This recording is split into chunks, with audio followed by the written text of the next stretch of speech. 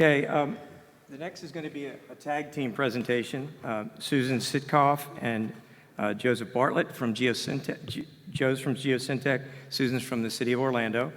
And they're going to talk a little bit about field verification and the role that plays in management of sites. We often go into sites looking at what the situation is prior to what we thought we knew, and then subsequently the situation may change, and field verification helps in that management. And I'll let them, I think Susan's going to speak first? Yep. Yeah. Okay, Susan Sitkoff, thank you. All right, where's the, Up top, that's right. This guy? Yeah, the green is forward and then back. well, thank you guys all for sticking around on a Friday. Super early in the morning, but I think we've all had our coffee. Basically, we're just going to run through an overview of remediation processes first, kind of the general, how do we get from point A to point B. Then we're going to go through a little bit about the specific site that Geosyntec helped me out on. And then Joe's going to kind of run through the nuts and bolts of different things that we did to try to work on this issue, just like you discussed about, you know, you go out there and you're doing a remediation, and all of a sudden there's something completely unknown that comes up. And a lot of the times we go back to this lessons learned. I'm kind of a fan of not doing that, kind of doing this field verification so that we can go and try to make sure that we're doing things in a timely fashion. We're out there already, we may as well try to get it done. It's really loud. So our typical process, right, first we have to know that there's a problem at a site, so we get some kind of discharge form, or maybe we go out there and we do a property assessment. That results in us going out and doing some kind of records research, and we, you know, search out the aerials and soil surveys and all this historic data, right? It's very general, it's very broad. We use that to determine where we're going to sample on a particular site. We use all this data to develop our CSM. So this is our idealized remediation process. Like, first we develop our CSM, we go out and we do our design, and we do our implementation. If we're super lucky and we have like the most, you know, perfect CSM, and we do our design and implementation, this is going to allow us to get an SRCO. Now, typically that doesn't happen in my 28 years of experience. That has never happened to me. It's always we go back, we revisit the design, we tweak something, we go back out there for another implementation. And sometimes this happens a lot of different times. We do revisit the CSM, and then we try to figure out, you know, what went wrong during that last event. So I found some deficiencies in the CSMs, you know, through all the years. First is that typically it's set up by the consultant that's on the site. It's not really refined unless there's a new source identified or something changes at the site. If there's something that you find that doesn't fit, I don't know, what do? A lot of people will think about that later. And as we know, that usually doesn't happen. Often, the CSM develops some kind of like cross-section, and it shows where the lithologies are anticipated to be, where the plumes are anticipated to be, and then we go out there, collect some new data, and just the contours are changed.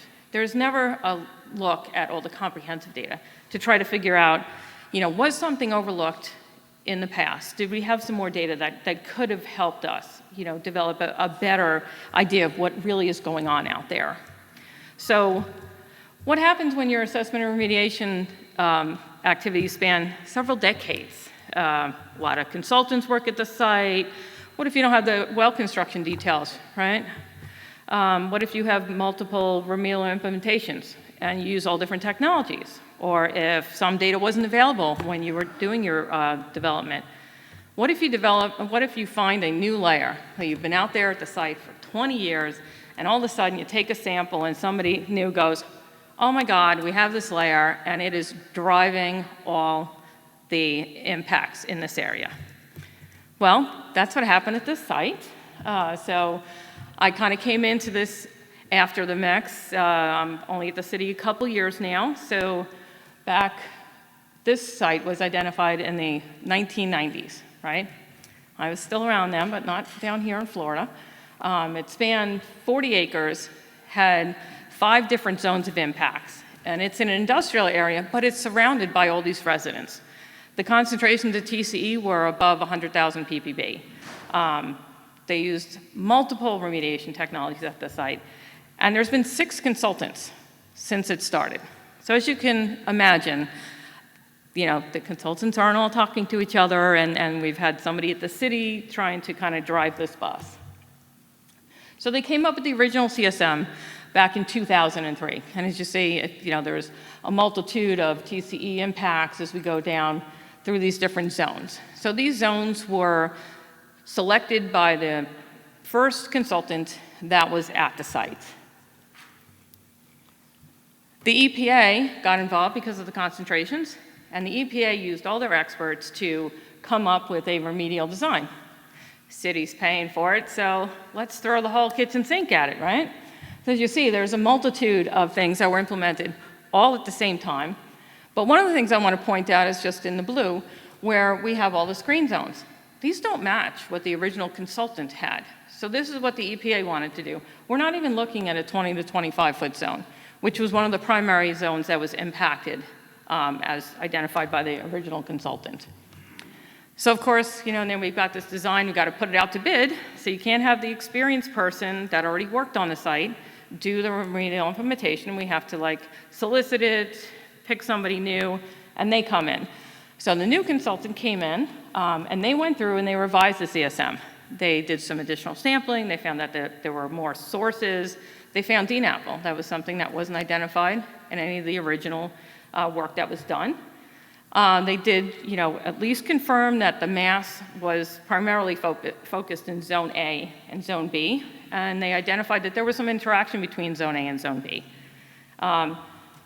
Luckily for the city, they did go back and revisit the depth intervals, so those were kind of shifted again, but these don't match either with the original consultant, but at least they're a little closer. So this is kind of just a footprint so you guys can get an idea. So this is where we were starting from back in 2011. I know it's hard to make out.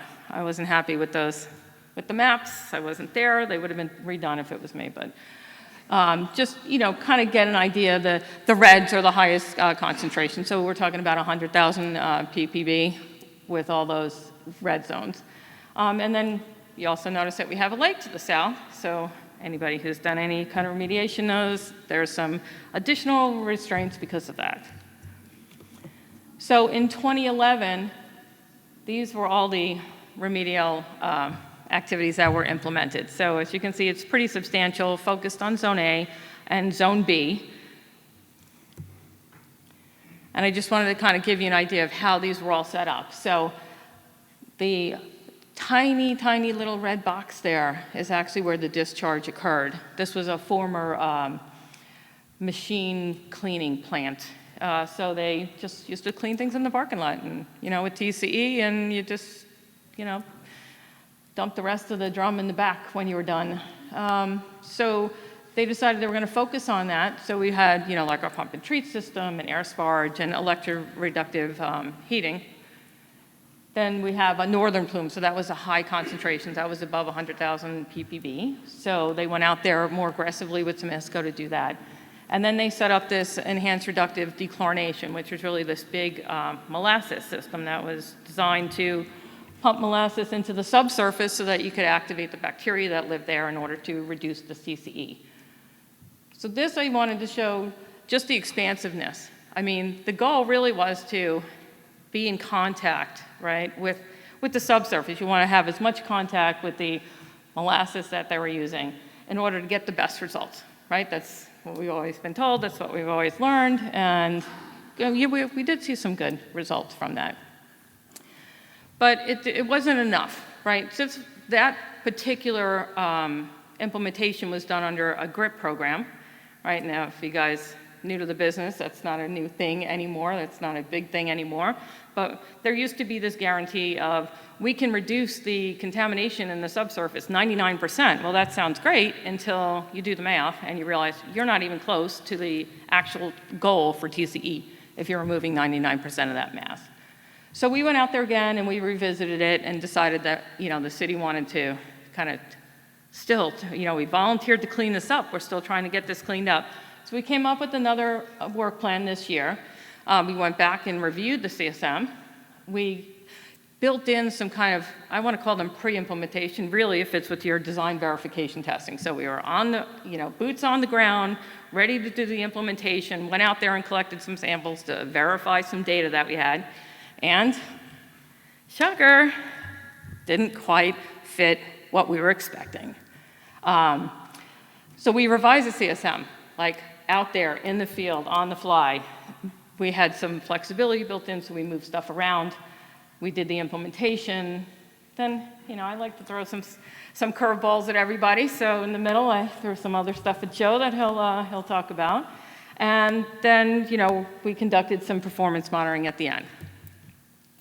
So some of the things that we actually reviewed during the CSM development, just to make sure that we were in the right spot, was, all the different treatment systems, all the data from the treatment systems, all the groundwater monitoring events. I mean, we did such a deep dive into this data that I was like, this is gonna be perfect. But, of course, as we're going through, we identify all these potential concerns. The consultants, there was Zone A. Zone A to Consultant 1 was not Zone A to Consultant B. People would go out there, some of the consultants, they decided they were going to collect samples from all the Zone A wells. Well, guess what? Some of the Zone A wells that were designated A were really screened in the B zone. So they're comparing apples to oranges and not understanding why the contours aren't making sense and why these, technologies aren't quite doing the right thing that we're expecting them to. So the CSMs have been revised, so now they're working off somebody else's assumptions of an assumption of an assumption. So, by the time you get to the 6th or 7th iteration, and no one's really looked at all the data, the CSM is pretty unreliable. We also found that there was a lot of CSM changes that they did based on just the recent data, and they didn't go back to try to figure out, what had really happened in the past. The groundwater plumes were based on different contouring methods. We had some people that actually looked at the data, and we had some people that hit the button on Surfer, and completely different, and never thought to kind of validate all that data.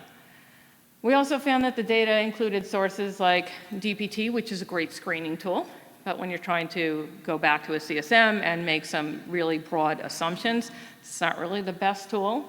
And also using injection and extraction wells, and we'll definitely get into that a little bit later.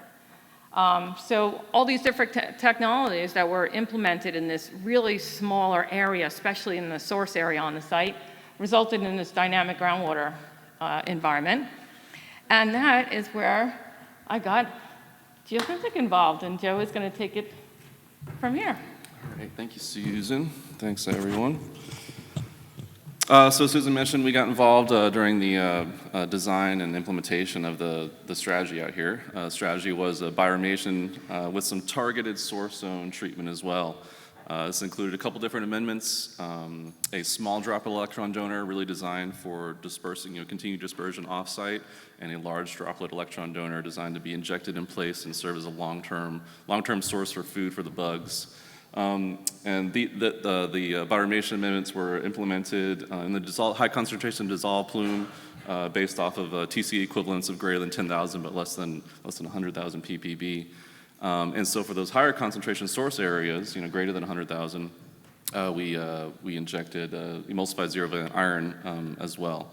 We also augmented the entire site, included injection of a consortium of dechlorinated microbial cultures.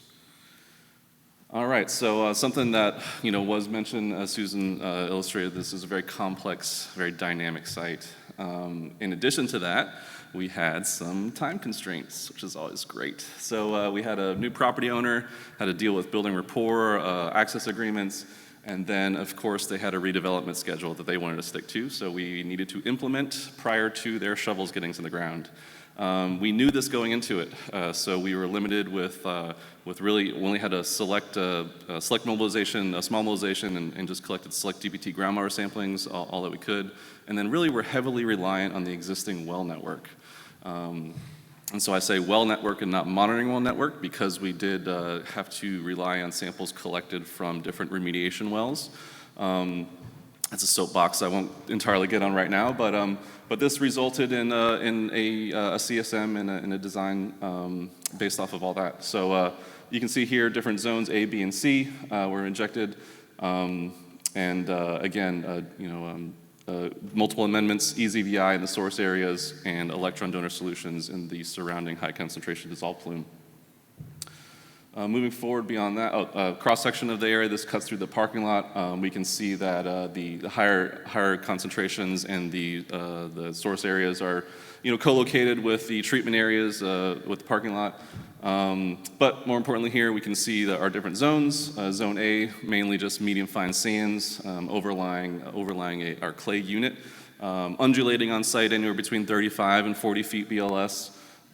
That's our zone B. More importantly, we identified this limestone layer that underlies that clay layer, which really has served to just disperse and serve as a interstate highway, if you will, for our contaminant concentrations to be spread off site. And maybe not an I-4 around Champions Gate area kind of highway, but maybe down the road. And then below that, higher concentrations where the contaminant mass has dived down. And so, as we mentioned, we had TCE in excess of 100,000 ppb on site here.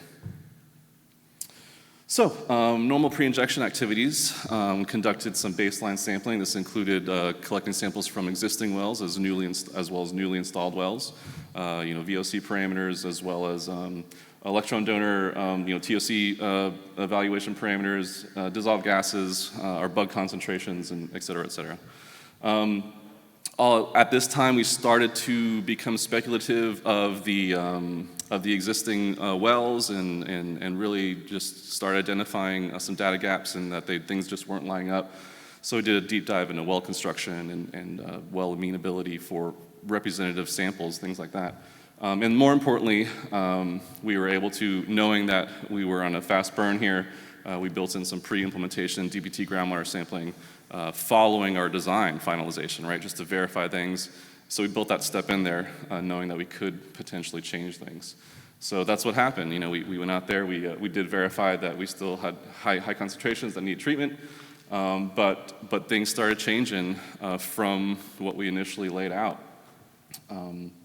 So here we go, Zone A, some minor changes here, just really changes in the contiguous nature of the plume. The red line represents TC equivalents of 10,000 micrograms per liter. The black line represents the source zone of 100,000. And so we were all kind of already locked in place in terms of procurement of equipment and materials and whatnot, so we had the flexibility to shift around points, right? You can see here on the left of our plume, and to the north of it, previously, it was all kind of boxed in by results from injection wells that were collected. When we ran our DPT points next to it, we saw that they're all still very hot in those zones. Speculation is that these injection wells were used to inject molasses as an electron donor, and likely that whole annular space was blocked up. We're sampling mid-screen, but probably just pulling in overlying aquifer water, which was clean because the zone A is demarked by that clay layer. Contaminant mass just sitting right on top of that clay layer, So yeah, super interesting. Moving around on the fly, redesign maps following receipt of these results, and was able to move forward with the redesign. Zone B, a couple little shifts again, just non-contiguous nature of the plume, and then Zone C remained relatively unchanged. As Susan mentioned, in this instant gratification world that we live in nowadays, and very engaged clients, we requested to advance a few soil borings mid-implementation for field verification of our amendment application. So we did this within 3 to 5 days of application, and all within a couple feet of the design ROI of the nearest injection point. We collected soil borings through the area, couldn't really see the electron donor readily, and so we collected aliquots of the soil, dropped them in some jars, some DI water, shook them up, let them partition out, and observed that. So this is the result. As I mentioned, this is mainly focused on the Zone A area. We only injected about 10 feet above that clay layer, which again undulated between 35 to 40 feet. And so as we got approached closer to that injection interval, we started seeing a little bit more oil partitioned out and separate out in our aliquot samples here. A little hard to see, but as we approached deeper to our injection interval, we physically saw the oil, increase in concentration. little subjective, but it's a great indicator, right? Again, the instant gratification, it's there. As we got into our injection interval, we actually started to see standing, EVO mixture in there. We could identify it. And then into our clay layer here, identified a demonstration of application of our zero-valent iron. So really cool, really exciting on site. Again, mid-implementation, got drill rigs all around you, stuff going in the ground, and being able to pull this out with the client on site and with everyone on site, it's really exciting. It's because normally you inject the stuff, you cross your fingers, you wait 3 months, and then you rely on the results. So again, super gratifying to see this. In short, the mid-injection activities resulted in just identifying the proper application and both horizontal distribution as well as some unexpected vertical distribution above and below our injection intervals. And of course, following implementation, performance monitoring, VOC concentrations, the different bioremediation parameters to evaluate electron donor availability, our bug concentrations, and complete dechlorination through ethene. Geochem parameters to evaluate aquifer conditions, and of course underground injection control parameters as required by FDP. In short, results are favorable. This is just through Q2, so quite early to really make any long-reaching trends, but again, with that instant gratification, we've had some significant decreases of TCE in our A zone, corresponding increases in daughter product, and we are seeing some pH decrease. We did apply a lot of buffer in both the A zone, B zone not so much. There's that limestone layer which helps out a lot, but what we're seeing here is just such a high rate of degradation due to the high concentrations. That we are seeing a little bit of pH drop. So something to keep in mind and keep our eye on. All right. Performance monitoring. So here's some trend graphs showing results of Zone A and Zone B. The 3 columns represent baseline Q1 and Q2. And I also have our line here. I think based off of yesterday's session, we can all just, as a state, holistically move forward and identify that this is based off the hamburger scale, aka molarity, So total moles of VOCs is indicated on the line as well. So the different colors, more importantly, represent the changes in ratio of parent and daughter product. Green being TCE, or our parent, and then blue being cis, and yellow being vinyl. So in our Zone A, fantastic degradation there. Total molarity, as well as this change in ratio. Parent product drops out, increasing in cis, and then as we move forward to Q2, we see a further decrease in cis, and what will hopefully be eventual stoichiometric, increase in vinyl chloride as we move forward. Zone B is a little different.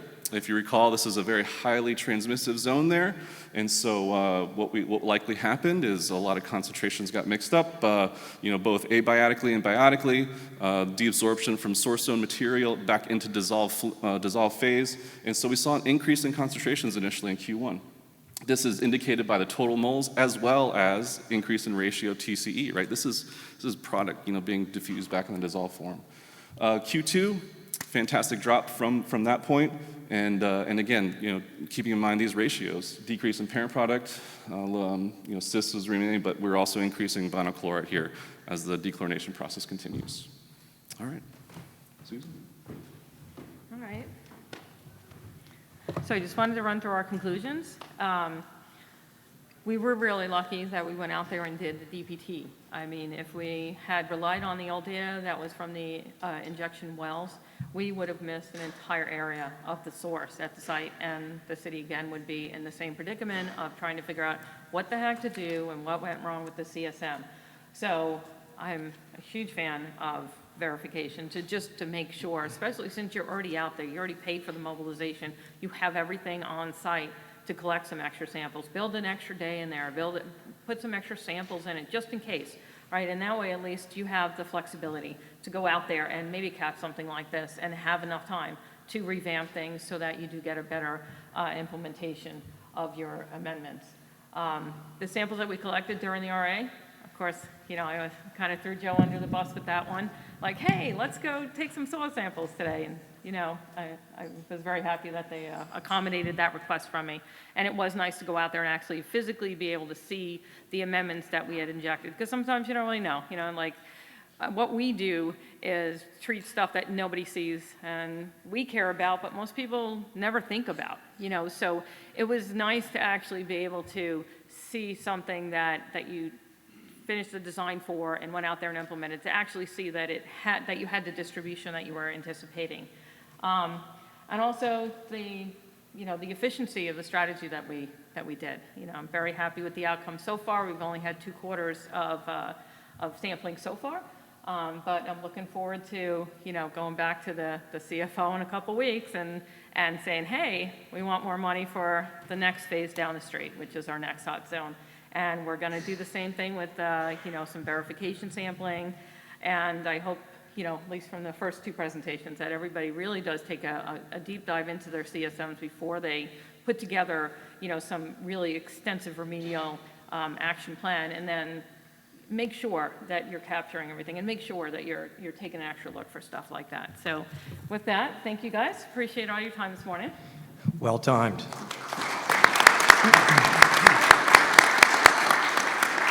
Are there some questions or comments for Susan or Joseph? It's a long-running site. I have to admit that I actually worked on this site about 25 years ago. Yeah, can we have a show of hands? Who has worked on the Spellman site in this room? I know there's a couple more out there. This is one of the longest standing sites at the city. And the crazy thing about this site is when it was first identified, EPA wanted to put it on the Superfund site. I've got a couple minutes here. EPA wanted to put it on the Superfund site, and the city said, whoa, whoa, whoa, not in my backyard. Like, we're not going to do that. So the city actually is voluntarily cleaning up this site. It was $16 million for the 2011 activities. $16 million. When I came on board, and they said, hey, how are we doing with that? And I said, man, we have a lot of work to do. And they said, but we got 99% reduction. And I said, don't you have an accountant in the house? What? Don't you know? Do the math, So I didn't know what kind of reaction I was going to get because my position's a new position to manage the environmental assessment work at the city. So I think that first they were taken back, and then they were kind of happy to have somebody a lot more experienced in the design and implementation of sites like this to hopefully be able to get this down. I mean, my hope is to get it out of the EPA's hands, right? If anybody has an EPA site, right, you want to get into the more flexible DEP, at least you have some options for closure at that point. So that's where we're heading. But I hope you guys take away from this. Lessons learned are really important because you do have to make some modifications based on other similar sites too. So don't disregard any lessons learned, but having that data as you're doing the implementation is super important. Any other comments or questions? Okay, Susan? I'll go ahead real quick sorry. because we can't let them off that easy. I mean, come on. Joe, did I understand correctly, in the source or zone A, it was predominantly PCE, right? And you guys did TCE and you did bio there only? So was there both? Okay. Was there a reason why you didn't go strictly abiotic? Is there a reason why you chose to combine those 2 technologies? Or Just the level of concentrations. okay, That was it. okay. Okay. I think this is a